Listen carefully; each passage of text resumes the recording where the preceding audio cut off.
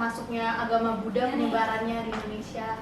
Jadi agama Buddha tuh pertama kali masuk melalui jalur perdagangan. Kira-kira gimana sih Nel masuknya agama Kristen ke Indonesia? Itu ngomongin soal sejarah masuknya agama Kristen ke Indonesia, ternyata udah cukup lama. Diperkirakan tuh agama Kristen. Kalau uap yang keluar dari cerobong asapnya itu ya? Oh iya, boleh satu juga boleh minum. Oh iya. jadi Udah kalau capek ya? misalkan uap yang keluar dari cerobongnya itu warna hitam, berarti paus yang baru itu belum kepilih. Dia bisa ikut ke dalam bakti sosial ya tadi. Kayak misal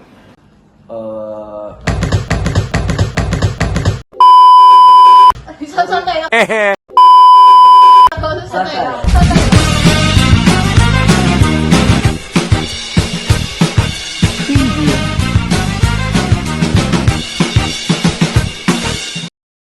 Halo semuanya, selamat datang di podcast kita.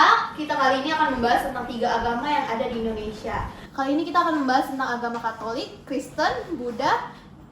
Kali ini kita bersama ada Jessica, ada Lionel, dan Sarput. Nah, kita mau mulai dari pertanyaan kita dulu nih. Pertanyaan kira-kira gimana sih masuknya agama Katolik dulu deh ke Indonesia? Jadi masuknya agama Katolik ke Indonesia itu pada abad ke-16. Nah itu tuh dilalui oleh bangsa Portugis yang pertama kali itu masuk ke daerah Maluku. Nah jadi dia itu menyebarkan agama Katolik di daerah Maluku. Nah peran pertamanya itu ada dari Franciscus Xaverius. Jadi dia itu sebuah misioner itu adalah sebuah pendakwah atau penyebar agama. Nah, dia itu mulai menyebarkan agama-agama Katolik di daerah seperti di bagian timur, seperti di Maluku, Flores, Nusa Tenggara Timur gitu.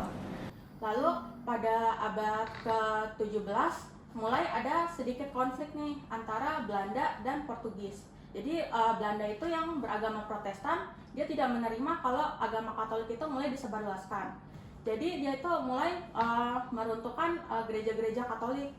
Jadi Katolik itu gimana ya namanya? Jadi Katolik itu seperti diasingkan lah pada abad ke-18 itu. Nah, abad ke-17 sorry. Nah, lalu lanjut ke abad ke-18 ada salah satu misioner namanya Peter Albert. Dia itu salah satu misioner Katolik pertama di Indonesia yang juga menyebarkan agama-agama Katolik di daerah Jawa dan Bali. Nah, lalu mulai dari situ agama Katolik nggak gitu punah. Agama Katolik itu makin menyebar khususnya di Indonesia bagian timur. Contohnya di Nusa Tenggara Timur, di Bali, di Jawa, lalu ada dari Flores gitu. Jadi kebanyakan pusatnya di timur-timur Iya. gitu ya Katolik. Oh, iya.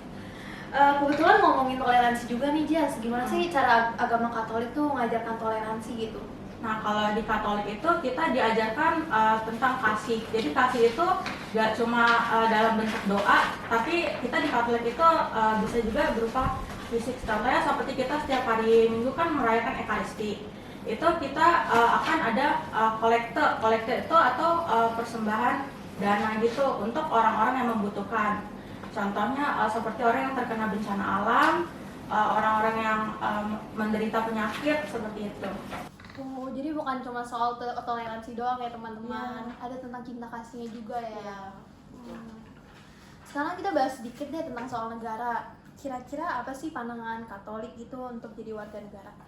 Nah, kalau Katolik memandang negara itu, Katolik sangat menghargai negara yang kita tempati. Contohnya ada di Yohanes bab 13 ayat 34 yang berbunyi, "Aku memberikan perintah baru kepadamu, yaitu supaya kamu saling mengasihi. Sama seperti aku telah mengasihi kamu, demikian pula kamu harus saling mengasihi." Jadi itu kita diperintahkan untuk saling mengasihi antar sesama manusia. Oh, jadi dia nggak boleh cuek ya kalau ada masalah di negara situ ya, keren juga tuh. Oke, nih kira-kira aku ada pertanyaan terakhir juga nih Des.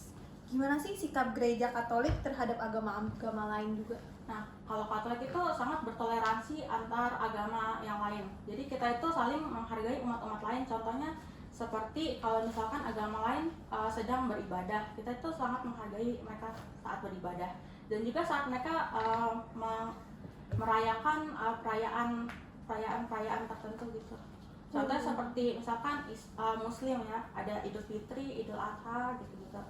Terus kalau yang dari Buddha mungkin ada Waisak, ya ada Waisak, Katina. ya Katina. Kalau yang dari Hindu mungkin ada Galungan, Kuningan, sama Nyepi gitu. Bagus sih toleransinya sih, gue suka sih mengajarkan cinta kasih juga ya basicnya ya. Kan tadi kita udah bahas tentang Katolik nih, masuknya gimana, sama cara toleransi mereka tuh gimana. Sekarang kita boleh bahas Buddha dulu sih, Saput, gimana tuh kira-kira masuknya agama Buddha, penyebarannya di Indonesia. Jadi agama Buddha tuh pertama kali masuk melalui jalur perdagangan. Nah itu masuknya tuh dibawa oleh pedagang yang berasal dari India sama Tiongkok pada abad 2 sampai ke 5 kalau nggak salah. Iya, 2 sampai 5. Lalu seiring itu agama Buddha berkembang di Sumatera, tepatnya di Kerajaan Sriwijaya. Nah, terus pada sekitar abad 15 agama Buddha mengalami penurunan. Tapi setelah abad ke-19 agama Buddha mengalami pengembangan lagi dan sampai sekarang ini. Oh, jadi dia masuknya tuh santai gitu ya penyebarannya, nggak dipaksa gitu ya? Oke, selanjutnya aku mau nanya juga nih, tapi kenapa sih masyarakat kita bisa langsung menerima gitu ajaran Buddha gimana? Kira-kira Mungkin gimana? karena persamaan budaya ya, yang kayak misalnya agama itu menerima budaya agama Buddha, kayak agama Buddha kan mengajarkan cinta kasih, mungkin pada saat itu juga dia ada budaya seperti itu, jadi ya diterima gitu aja tanpa ada peperangan.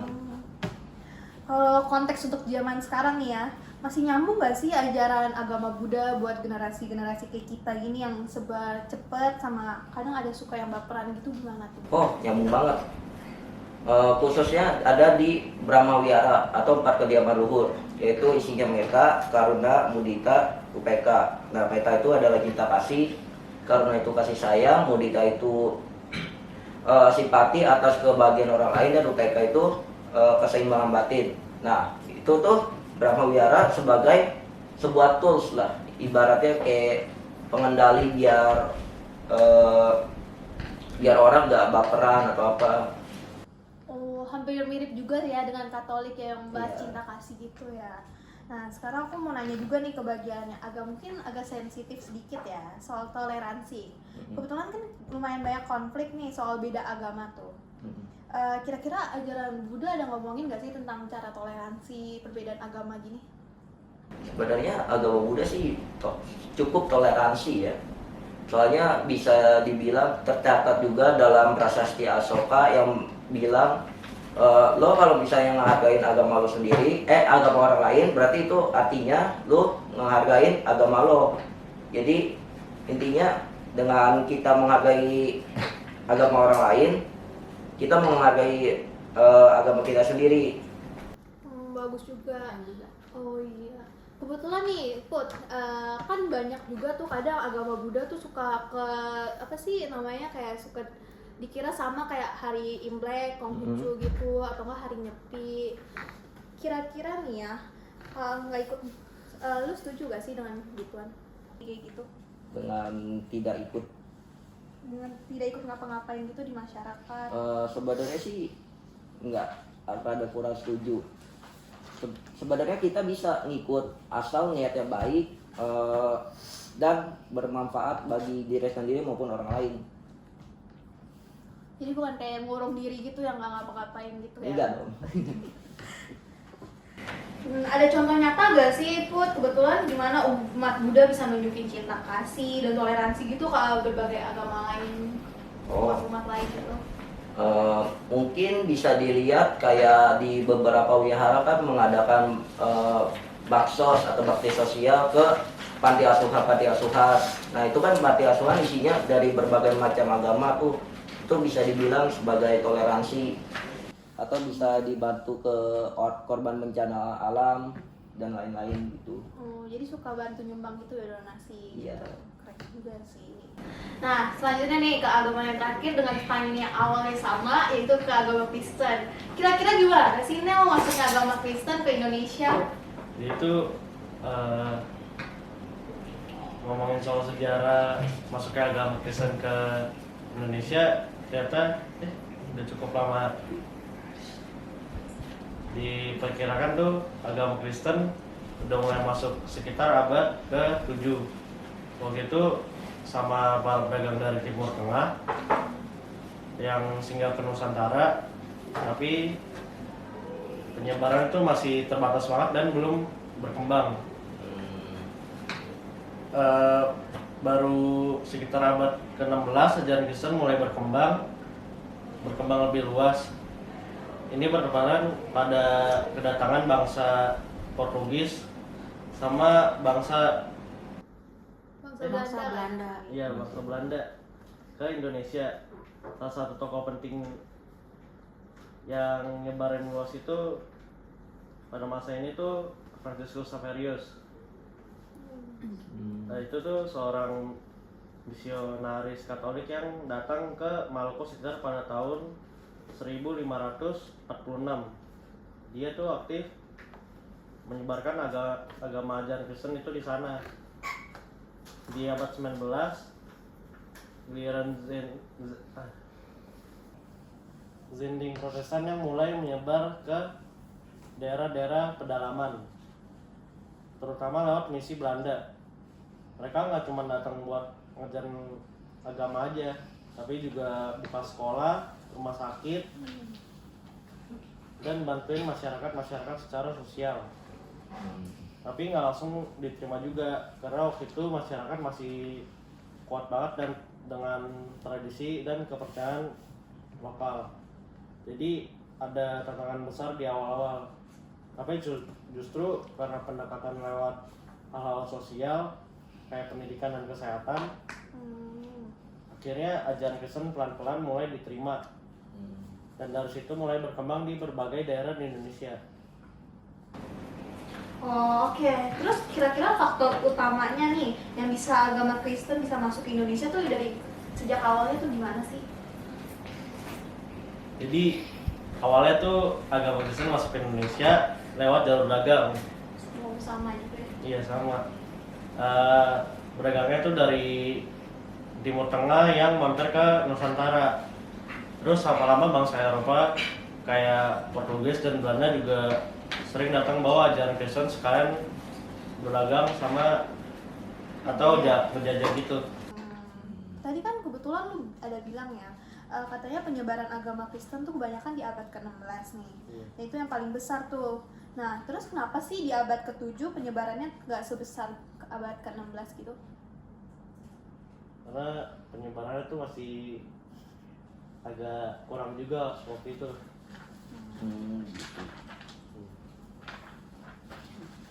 Nah, ngomongin tentang penyebaran agama nih, kalau boleh tahu siapa sih yang nyebarin agama Kristen pertama kali banget nih di Indonesia? Terus gimana sih kira-kira peran dia di dalam penyebaran agama Kristen gitu di Indonesia? Boleh dong dijelasin. Kira-kira kayak gimana sih siapa yang orang pertama gitu? Mungkin orang utamanya ada di agama Katolik. Iya. Ya, Franciscus Xaverius. Gitu. Oh, kira-kira tantangan atau penolakan dari agama-agama lokalnya atau warga lokalnya pas agama Kristen itu pertama kali datang tuh kira-kira ada apa ya?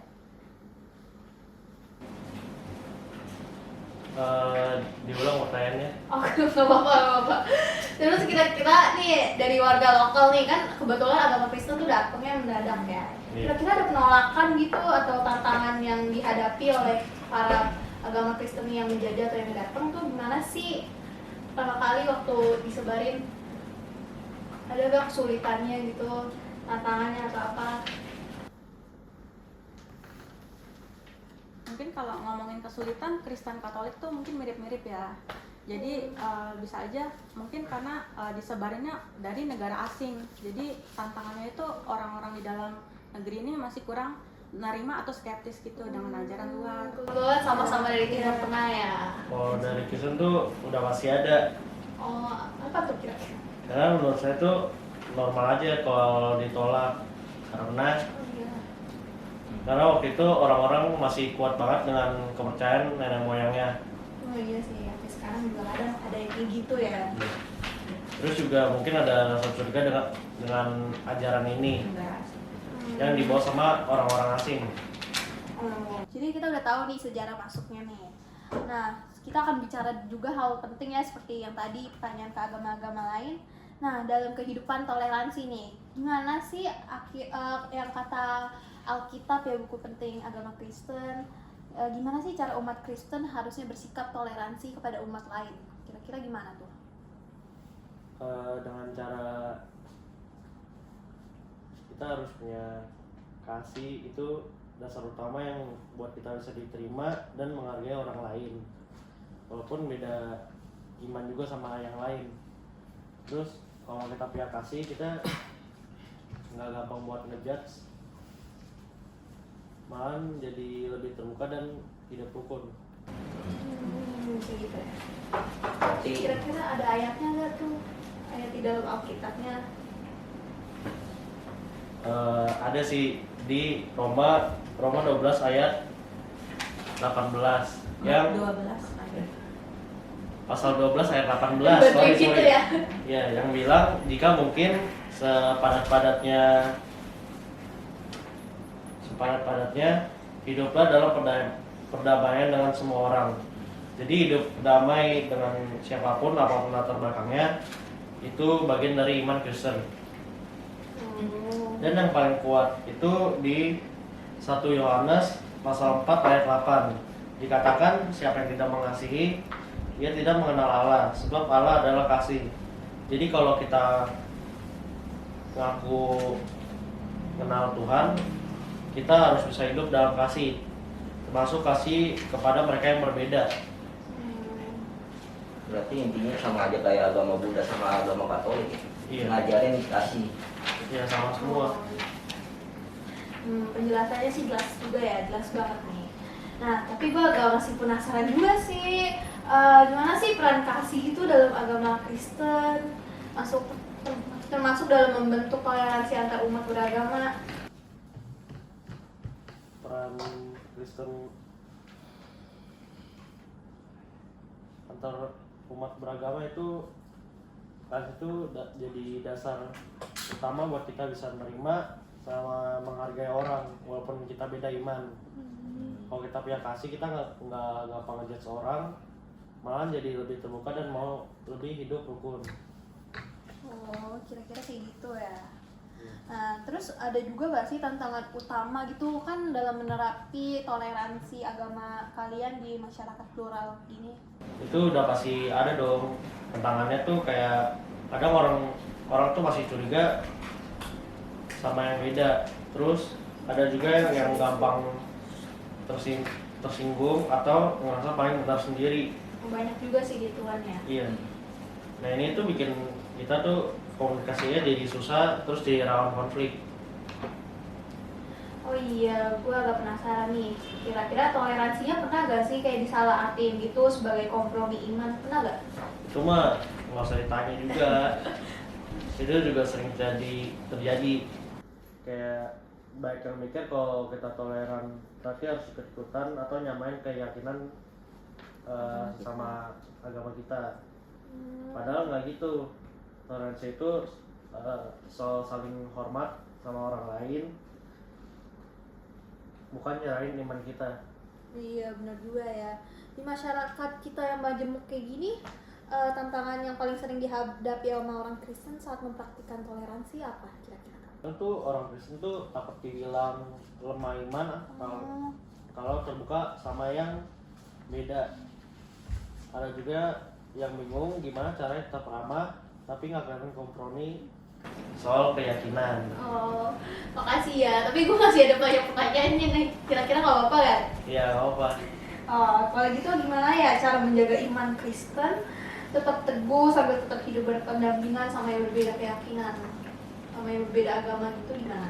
Dia tuh kuncinya tuh kita punya dasar iman kayak yang kuat, rajin doa, baca firman, sama ngerti yang apa yang kita percaya.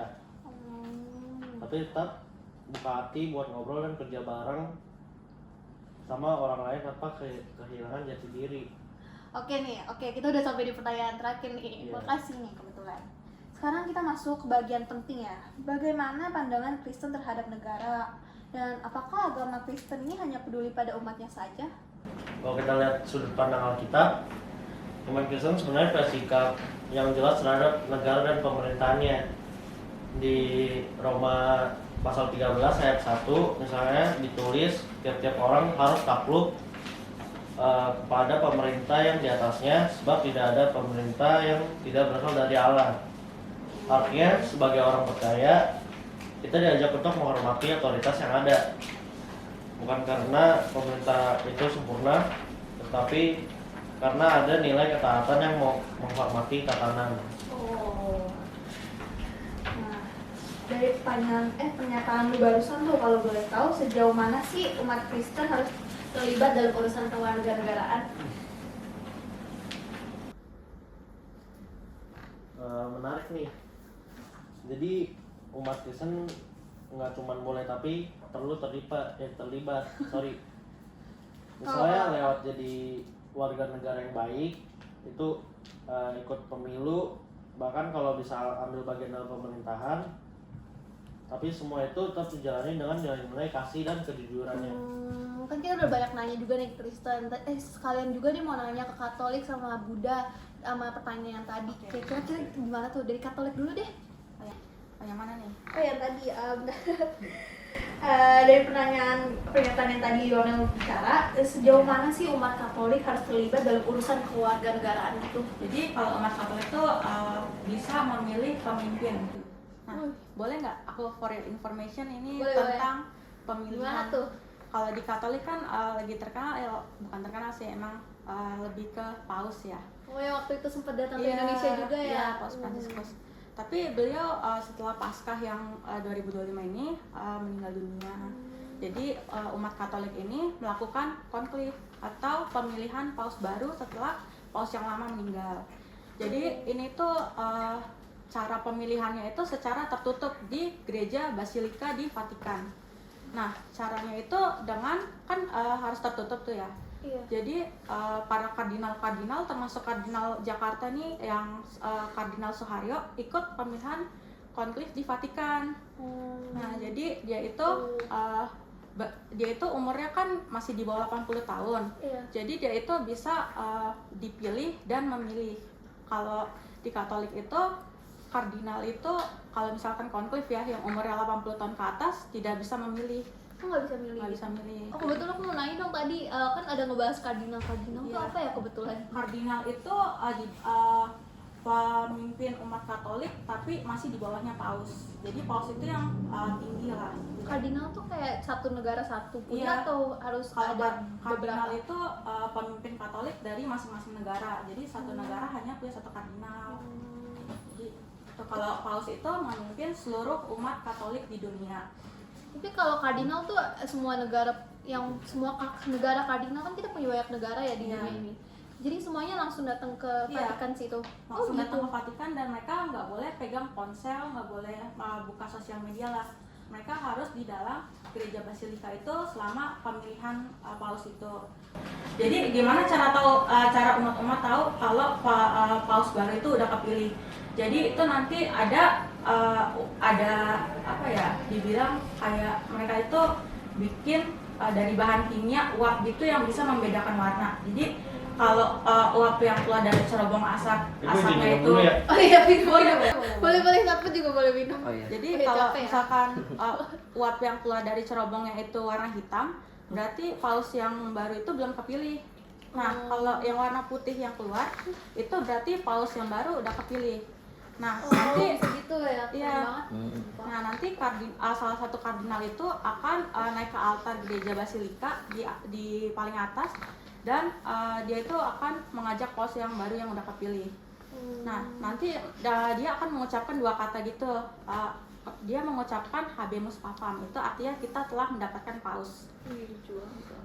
Jadi tadi yang ngomong Habemus Papam siapa? Habemus Papam itu kardinal, Oh, kardinal yang di bawahnya paus itu. Nah, kalau yang Habemus Papam tuh siapa? Bisa pilihnya gimana tuh cara pemilih yang ngomong? Itu dia kan di dalam gereja Basilika kan udah mengikuti sumpah bungkam. Jadi dia tuh udah pasti tahu pemilihan paus yang berikutnya itu siapa. Jadi seperti itu. Sekarang paus Katolik yang baru setelah mendiang Paus Fransiskus, sekarang terpilihnya Paus Leo. Leo. Ya, Paus Leo XIV. SIV. SV itu berapa tuh? XIV itu 14. Oh, ke-14. Itu artinya paus yang baru ke-14 atau emang udah apa cuma panggilan doang? 14 itu bukan paus yang 14 sih. Kalau sekarang pausnya itu udah lebih dari 200. Wih, banyak banget. Banyak banget. Kalau agama Buddha gimana tuh cara-caranya? Apanya? Kira-kira yang kayak tadi sejauh umat Buddha tuh gimana sih harus terlibat dalam urusan kewarganegaraan? Mungkin dia bisa ikut ke dalam bakti sosial ya tadi, kayak misal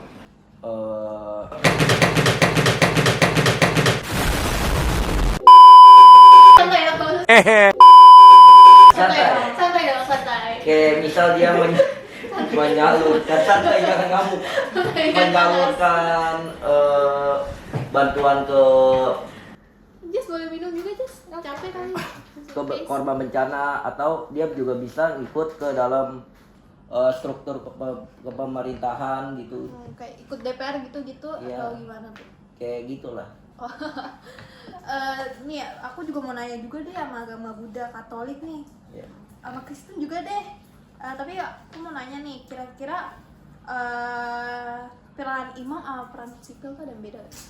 Kalau peran imam itu lebih ke kerohanian, sedangkan peran sipil itu lebih ke kewarganegaraan. Jadi ya Gitu ya bagi agama Katolik. ya bagi Katolik seperti itu. Oh, kalau saput deh, gimana tuh agama Buddha? Bedanya peran sipil sama peran imam ada gak sih kesamaannya gitu? Atau Mungkin apa ada? kalau peran imam tuh kayak dia kayak berdoa, meditasi, jadi kayak memperkuat imannya. Terus kalau peran sipil tuh kayak mungkin kayak menjalankan ajaran-ajarannya, kayak misal di dalam 10 paramita ada dana, sila, dan lain-lain, itu kita jalankan itu. Tidaknya itu masih ada 5 Pancasila, jadi kita menjalankan ajarannya lah. Oh, di Buddhis ada Pancasila juga. Beda gak sama Pancasila Indonesia atau apa gitu? Oh. Boleh kasih tahu gak nih? Beda-beda. Beda ya? Kalau Pancasila Buddhis kan kayak saling tidak, yang ke satu tidak membunuh. Kalau kan yang Pancasila negara kan beda tuh, poin ke satunya. Beda. Iya. Kalau Indonesia kan kita ketuhanan yang Maha Esa. Kalau di Buddha apa tuh? Tidak membunuh. Oh, tidak membunuh. Iya. Boleh dijelasin juga gak bawah-bawahnya apa gitu? Oh, iya. Lengkap. Kalau sila kedua tuh tidak mencuri. Terus sila ketiga tuh tidak berbuat asusila. Kalau yang sila keempat tuh tidak berbohong. Terus yang sila kelima tuh tidak mengonsumsi barang atau makanan yang memabukkan. Lumayan universal juga ya Pancasilanya tuh. Iya. Positif gitu. Iya. Positif buat kehidupan norma-norma kita juga sih. Iya. Kalau Kristen gimana tuh? Bedanya peran imam atau peran sipil atau sama kedudukannya?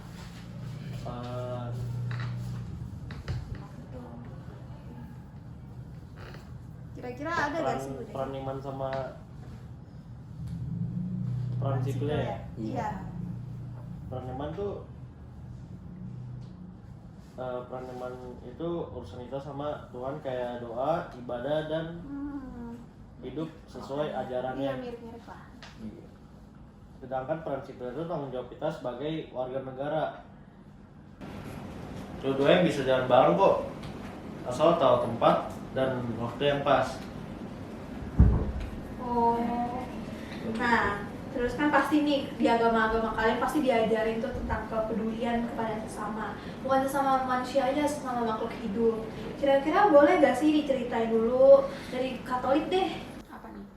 Tadi gimana sih diajarin kepedulian terhadap sesama makhluk hidup? Ada gak? Oh ada pastinya. Jadi Katolik itu kita peduli dengan sesama itu dengan cara membantu ya mungkin. Bantu dari hasil kolekte yang tadi saya bilang, kolekte dari hasil ekaristi mungkin ya. Jadi kita bantu orang-orang yang mungkin kena bencana alam, yang sedang menderita sakit atau yang sedang mengalami musibah. Seperti itu. Kalau Buddha boleh jelasin nggak sih gimana cara kepedulian kepada makhluk hidup? Bukan sesama manusia aja nih, kayak ke tumbuhan, ke hewan. Oh, tentu ada. Jadi tuh kita yang seperti tadi saya bilang kan tuh kita selalu kayak di wira-wira selalu ada bakti sosial. Nah itu salah satu bentuk kepedulian. Nah terus juga kan di tadi ada Pancasila Buddhis poin ke-1 yang tidak saling membunuh. Itu tidak hanya untuk hewan tapi untuk manusia, untuk tumbuhan, intinya untuk semuanya lah yang hidup. Hampir mirip tentunya ya. Iya. Kalau Kristen gimana? Apakah sama juga atau ada nggak sih yang menarik sesuatu gitu?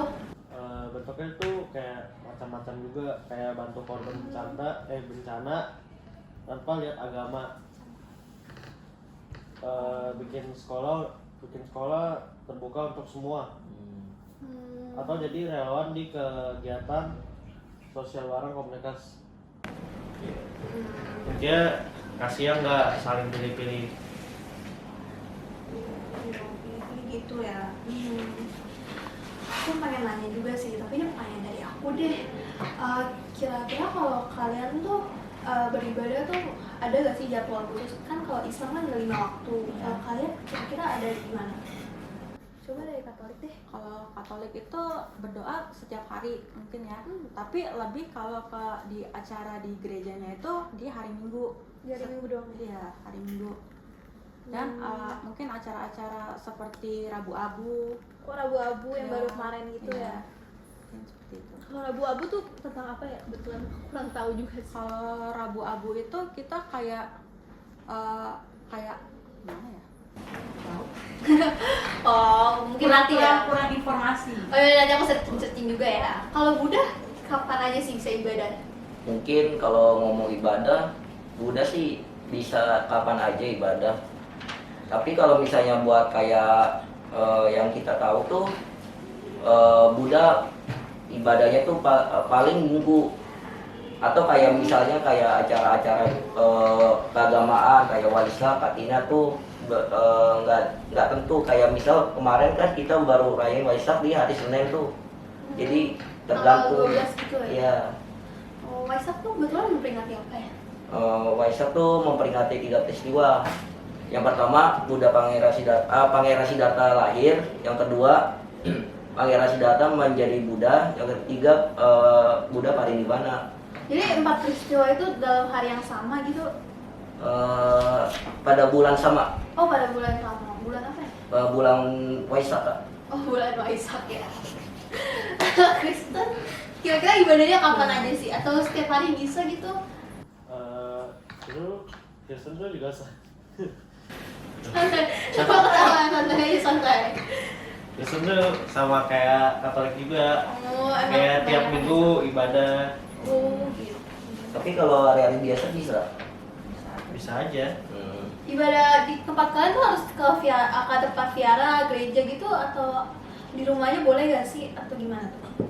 Sebenarnya ibadah itu bisa di mana aja. Di mana aja ya? Bisa kayak membantu orang itu juga termasuk ibadah. Oh, bener. Iya.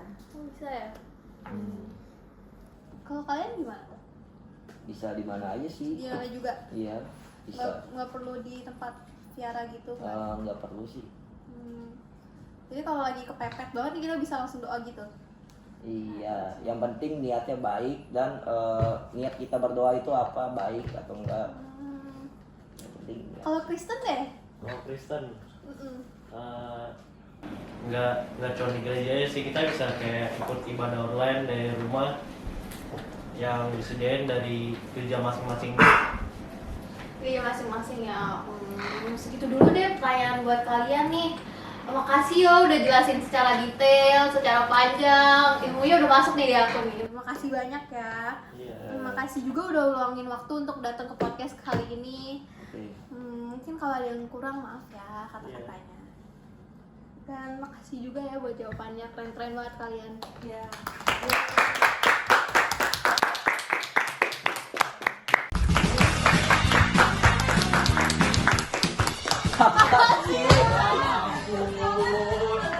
Bilang kayak